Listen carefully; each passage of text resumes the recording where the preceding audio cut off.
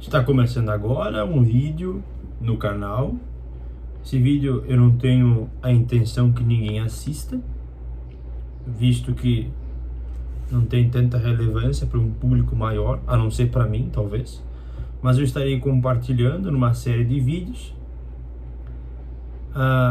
os meus estudos de estética, que é uma área do conhecimento que eu aprecio muito, né? A estética filosófica, obviamente.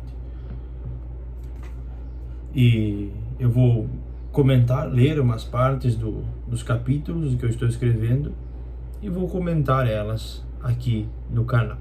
E eu espero que, se alguém tiver interesse, que assista e que goste. Serão vídeos curtos, mas não tem intenção nenhuma que alguém assista, então é meramente para minha própria alocução. Dos livros que eu estou utilizando, esse aqui eu acho que é o principal. É um livro maravilhoso, de um escritor maravilhoso, Umberto Eco, Arte e Beleza na Estética Medieval. Recomendo bastante a leitura. É um livro bastante técnico, a tradução é de Mário Sabino, mas mesmo sendo técnico, mesmo sendo bastante rigoroso na metodologia, torna-se muito interessante, ainda mais para quem tem essa vontade de conhecer mais a estética. Então, no capítulo 1, o que é estética? A estética, enquanto disciplina do curso convencional de filosofia, é o estudo das percepções conquistadas a partir de toda experiência sensorial com o que é belo ou não. O termo, que deriva do grego aesthesis, em uma tradução aproximada, percepção, foi primeiramente definido por Alexandre Baumgarten. Aí depois tem uma nota de rodapé, ele foi o que primeiro, né? Já escutei que ele foi professor do Kant, se eu não me engano. Escutei esses dias. Eu não conheço bem a história do Baumgarten, mas quero me aprofundar mais nisso. Mas o que importa é a ideia dele de estética. E Baumgarten, então, ele define como ciência que estuda o sensível e o perceptível. Para ele, isso significa ganhar um conhecimento mediante os sentidos. Isso depois vai ser visto de melhor forma, essa questão de sentidos e de como essa captação ocorre e o que isso tem a ver até com semiótica, que também é um tema que Umberto Eco aborda bastante, visto que ele era tanto professor de estética, mas principalmente de semiótica. São conhecimentos muito atrelados. De modo a não complicar a leitura do leitor, pontuo: em suma, a estética é o estudo de tudo aquilo que percebemos e sentimos enquanto belo, útil, artístico, proporcional, feio, grotesco, sublime, gracioso e até mesmo moral. Então, vários elementos. Como disciplina filosófica, a estética pode ser compreendida como uma ciência. Tudo bem. Então, o capítulo 1 do livro, ele se resume então a explicar o que é estética.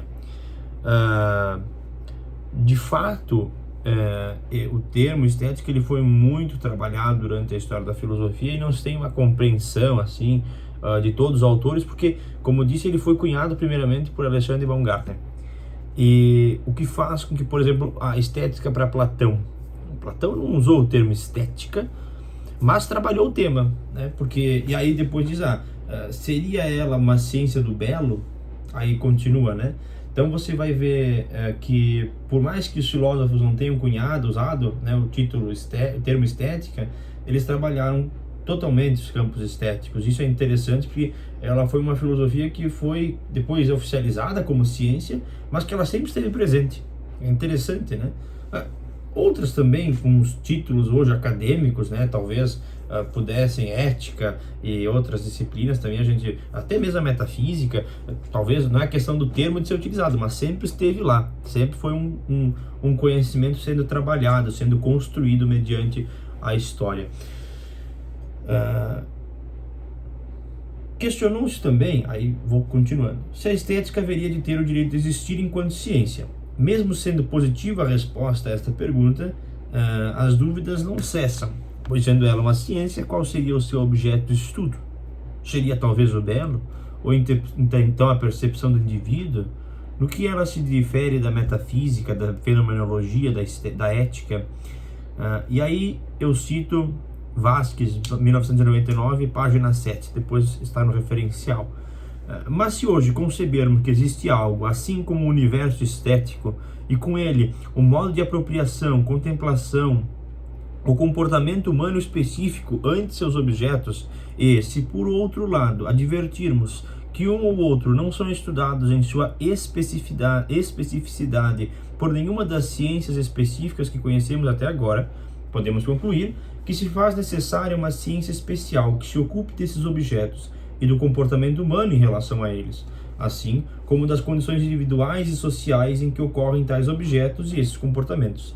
A essa ciência exatamente chamamos de estética.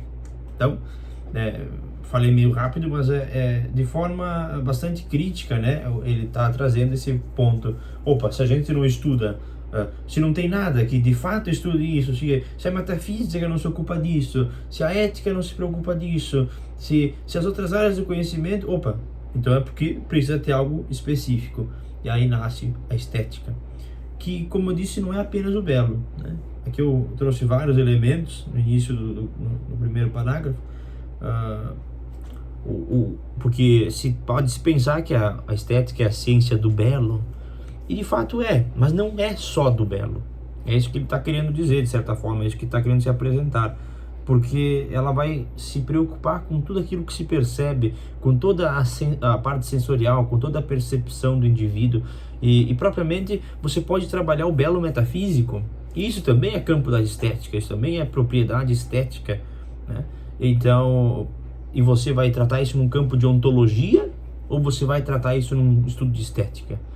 Opa, então tem que ter uma delimitação clara dos termos, isso faz parte do trabalho acadêmico, mas se percebe que está tudo interligado, todas as ciências elas convergem para os mesmos aspectos, para os mesmos conceitos, e isso é fundamental e lindo na filosofia, principalmente quando se estuda a história da filosofia, que você vai vendo gradualmente esta construção. Então, esse é o primeiro capítulo. Eu espero que tenham gostado do texto aqui apresentado, da primeira introdução, do que é estética, do porquê ciência do belo, do porquê se deve ter estética. E a ideia realmente era só fazer uma breve introdução nesse primeiro capítulo. Depois vai seguir as concepções de bem e belo, e aí eu posto em outro vídeo. Muito obrigado.